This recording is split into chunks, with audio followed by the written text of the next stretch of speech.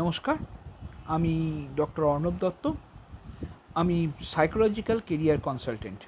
আমার কাজ হচ্ছে মানুষজনকে বা ছাত্রছাত্রীকে যথাযথ কেরিয়ার ঠিক করে দেওয়া। এবার আপনি বলবেন, এটা তো আপনি জানেন যে আপনার ছেলে কী নিয়ে পড়বে বা মেয়ে কী নিয়ে পড়বে, এটা আপনি অনেক আগে থেকে ডিসাইড করেছেন।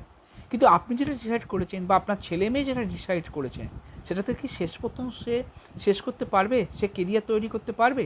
ধরে নিলাম আপনি পড়াশোনায় খুব ভালো, বা আপনার সন্তান পড়াশোনা ভীষণ ভালো, সায়েন্সে ভীষণ ভালো, সে ডাক্তারি পাবেই। হ্যাঁ, সে ডাক্তার নিট ক্র্যাক করে গেল, ডাক্তারি পেয়ে গেল, কিন্তু শেষ পর্যন্ত শেষ করতে পারবে কি? কারণ তারা তো হেমাটোফোবিয়া আছে, অর্থাৎ রক্তে ভয়। তখন সে কী করবে? সে 1 বছর কি 1.5 বছর কি 2 বছর পড়াশোনা করার পর কোর্সটা শেষ, অর্ধেকটা শেষ করে চলে আসবে।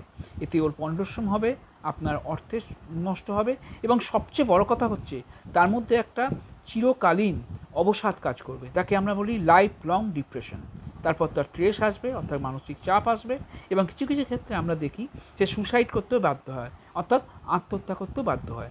আপনাকে একটা তথ্য জানিয়ে রাখি, আমাদের ভারতবর্ষে কিন্তু এই মুহূর্তে ছাত্রছাত্রী বা স্টুডেন্টদের আত্মহত্যার হার সবচেয়ে বেশি, সম্ভবত পৃথিবীর মধ্যেই সবচেয়ে বেশি। তার কারণ তাদের কেরিয়ার ঠিকমতো বাছা হচ্ছে না। এখন আমি যে সংস্থার সঙ্গে যুক্ত, সেটা হচ্ছে এমফ্যাসিস এডুমাইন ট্রাস্ট। এটা চণ্ডীপুরে। আমাদের কাজ হলো, শুধু আমার বলে নয়, আমাদের মতো একটা গোটা টিম আছে। আমাদের কাজ হলো যে ছাত্রছাত্রীটি আসছে তাকে তার কেরিয়ারটা চুজ করে দেওয়া, এবং এটা একদম বিনামূল্যে।